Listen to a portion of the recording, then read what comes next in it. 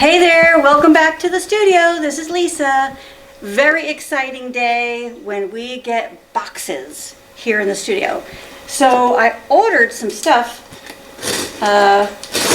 for our t-shirt winner. Remember we had a t-shirt kind of thing a couple weeks ago where we said, hey, vote for your favorite t-shirt, and then we're randomly going to pick someone's name and they're going to win the winning t-shirt. Oops, something fell out of there.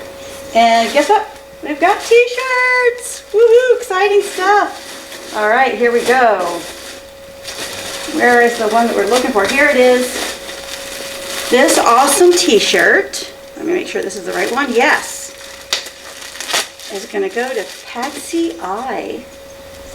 There you go, Patsy. Here's your shirt. Pretty exciting. This is the one she won. And we're really excited about sending this to her. So looking forward to that. We also have some other shirts in here. Let's see. All right, this one.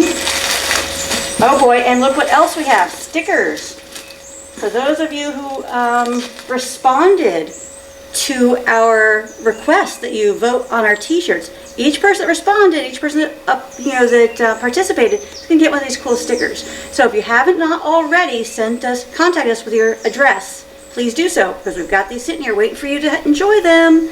I love fused glass. Who doesn't love fused glass? Might stick it right there. Boom.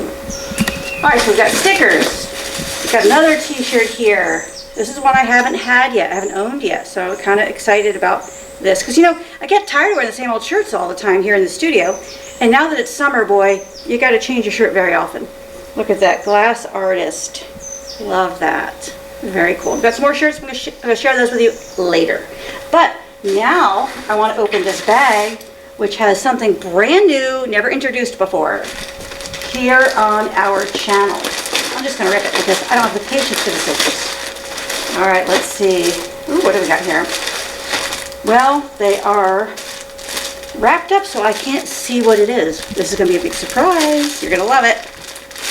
Oh gosh. Ugh.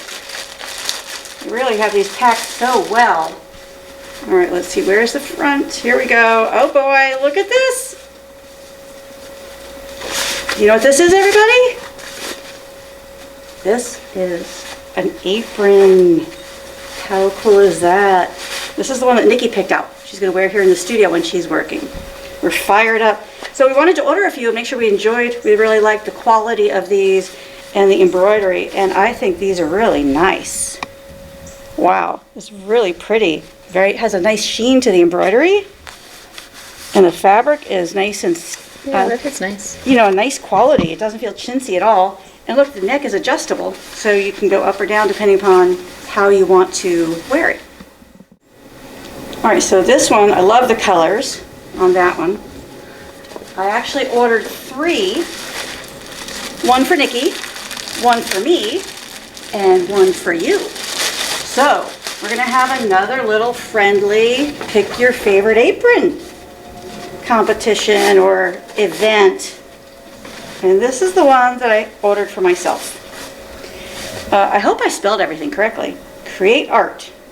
And then these are our primary colors right here. And I just love purple, so who doesn't love purple? So, and look, check this out. Oh my gosh, super nice pockets. I can fit all sorts of stuff in there. I can fit my phone in there. I can fit my tape measure in there. I could practically fit Nikki in here. Oh my gosh, jump on in, Nick. All right, but look at that. Isn't that fun? I love the colors. And the embroidery is, like I said, really nice. Has a nice sheen to it. The fabric is really nice.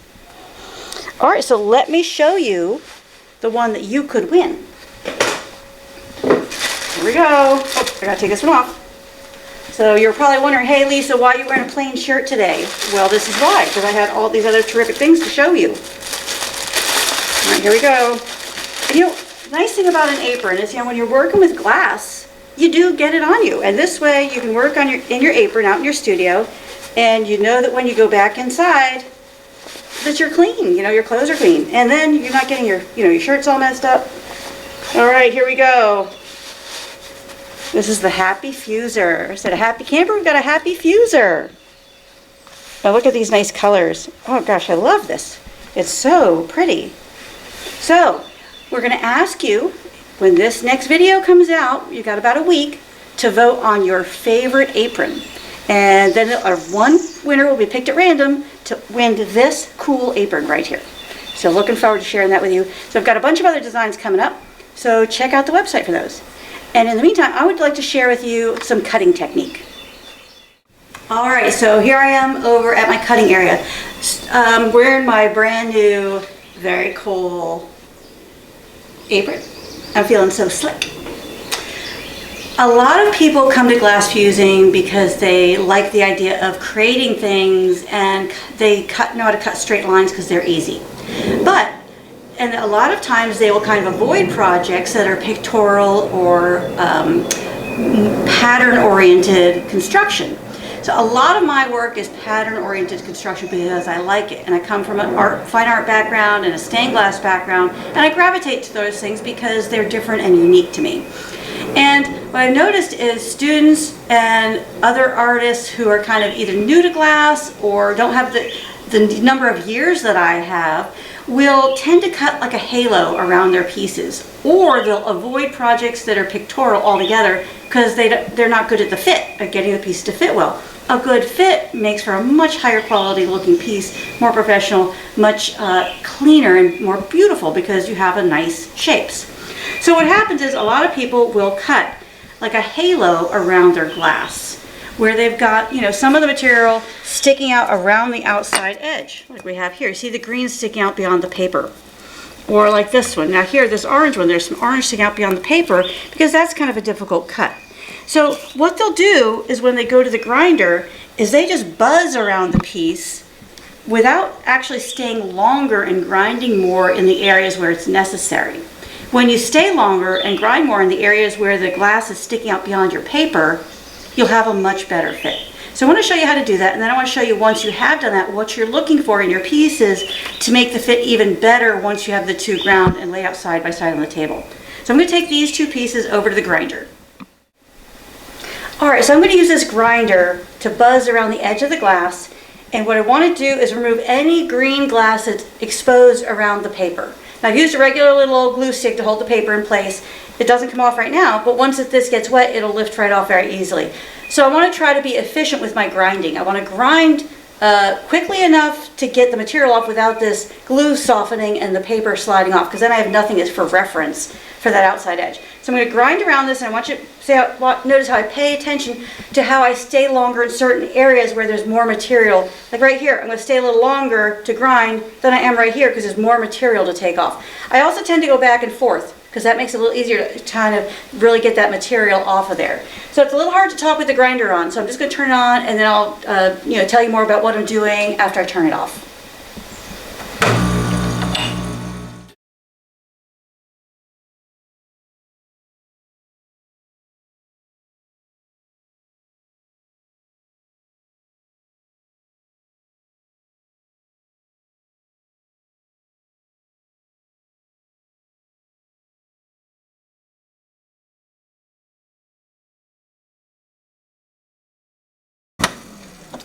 All right, so you can see here, from here to here, there's no green exposed.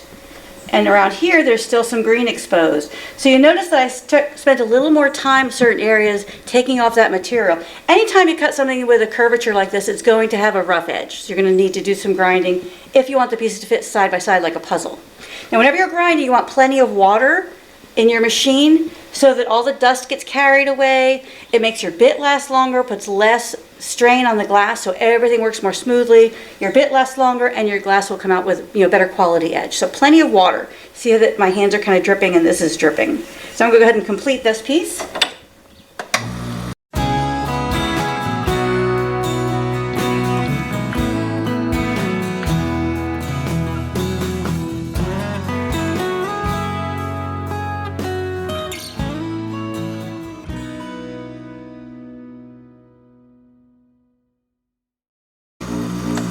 The paper's starting to move around a little bit on me, but I think we're pretty close, so we're going to leave that like that. Maybe I need a little bit more right there.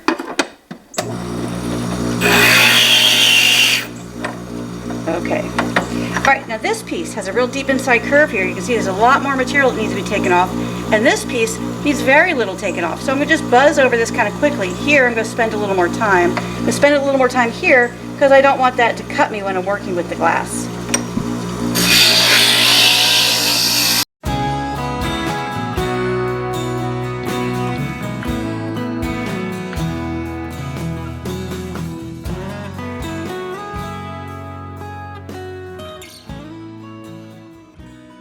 All right, I'm right here is a little bump. I'm going to go ahead and take a little more off right there.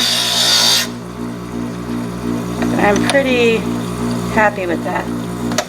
Look how nicely that fits together there. All right, so let's take these back to the table. We'll take the paper off so we can look at them a little more closely. All right, I'm trying to avoid getting this paper wet because it will warp as it dries, and when it warps, then your pieces don't sit flat on the table anymore. All right, look, that came out pretty good. Now this right here, see that little extra bump there and there? I might go back and take those off just because it matched the pattern, but just because I would like a smoother contour right here and right here.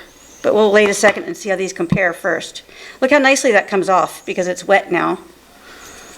I'm gonna dry it with a towel. I always like to make sure my pieces are clean and dry before I assemble so that I'm not getting all that glass dust on my hands and carrying it throughout my project. All right, so come over here and check this out. Look at how nicely these pieces fit together because I took the time to grind a little longer. Now, if you have pieces that don't fit nicely together, what you can do is, let's see if we can find two that don't fit nicely together. Let's say, oh gosh, we're gonna have to find some pattern pieces here. All right, here. So this is going to be a tree frog. It's one of my upcoming projects for my premium video membership. So you can see parts and pieces. We got some legs here. We got a this is a flower. All right, so let's make sure this is the right toe. Is that the right toe? I don't know if that's the right toe. All right, let's see. Maybe this. Oh, this is the right toe. Okay, this toe is supposed to fit in that space. Double check. Yes. Okay. So let's go ahead and take these two to the grinder and we'll grind this, and then I'll show you how you can make sure that the pieces fit one inside the other.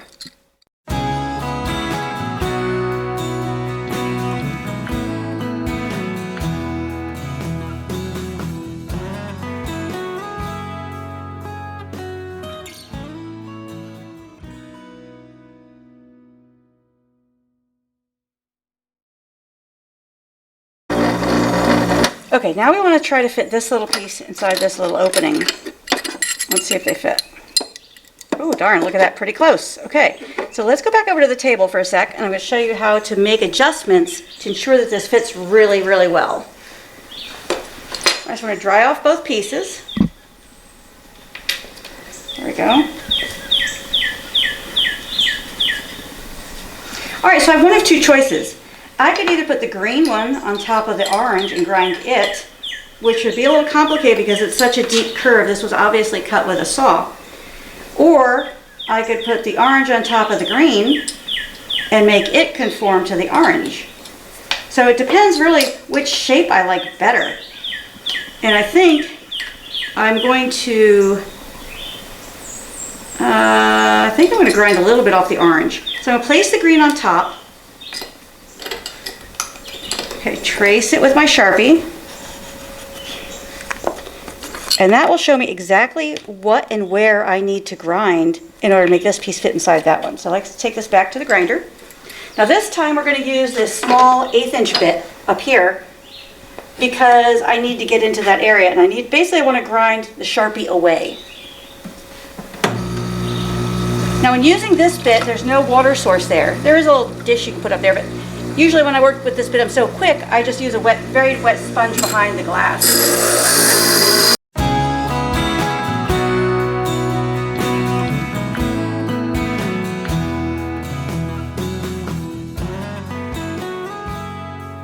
All right, let's just check that out. Oh, very, very close. Okay, now I can see the two are touching right there. So I'm going to grind a little bit off. Ooh, this might be stuck. Take a little bit off the green one.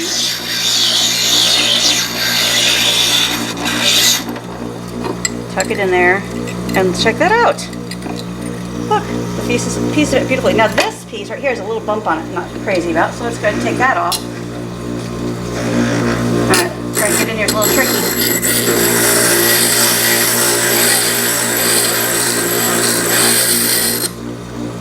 Okay, I like that shape better. And now let's try the toe in there. And look at that, fits nicely. Okay, so there's a little bit of an orange sticking out right there. Let's go ahead and grind that off a little.